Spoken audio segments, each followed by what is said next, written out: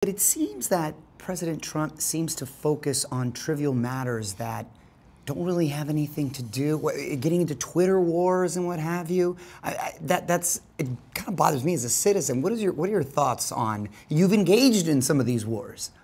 Well, look, as far as I'm concerned, it didn't bother me at all. The only thing that bothers me is that when I say, doesn't he have anything more important to do? But other than that, I don't take it personal. You know, it gives me an opportunity to fire back.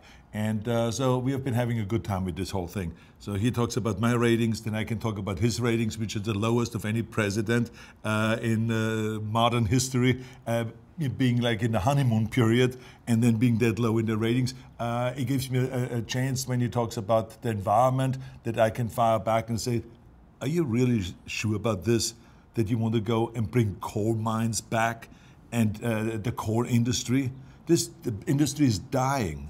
Are you going to bring back maybe, pages Blockbuster video? or blockbuster video, something like that, or buggers and horses? Right. Or what is next that Right. you're going to bring back? So it's just crazy. Why in particular is this initiative so important to you?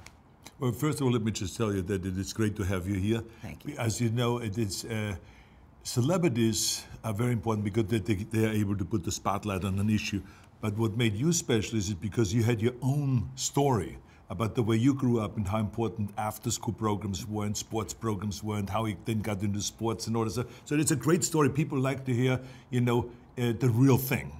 So you're the real deal about it. You know what we're talking about when we talk about after-school programs. And my interest is just simply because I didn't have an organized after-school program because my mother was at home in the afternoon. So she didn't work outside the home. She worked all day long in the home. So she cooked all the time. She was working with the vegetables and the growing vegetables and the fruits and all of this stuff. She cooked all the time. She went shopping. It was like morning, noon, and night providing meals. So she was there in the afternoon when we came home from school.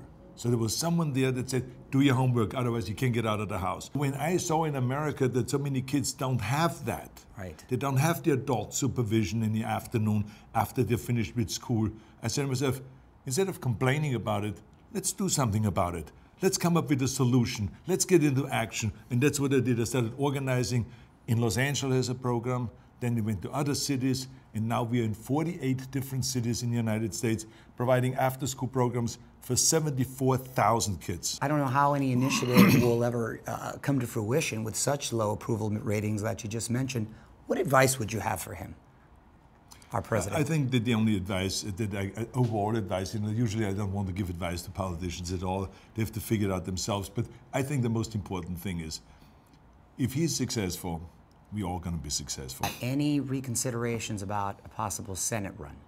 No, I have no interest in running for anything. I mean, there was rumors for a while that didn't come from me.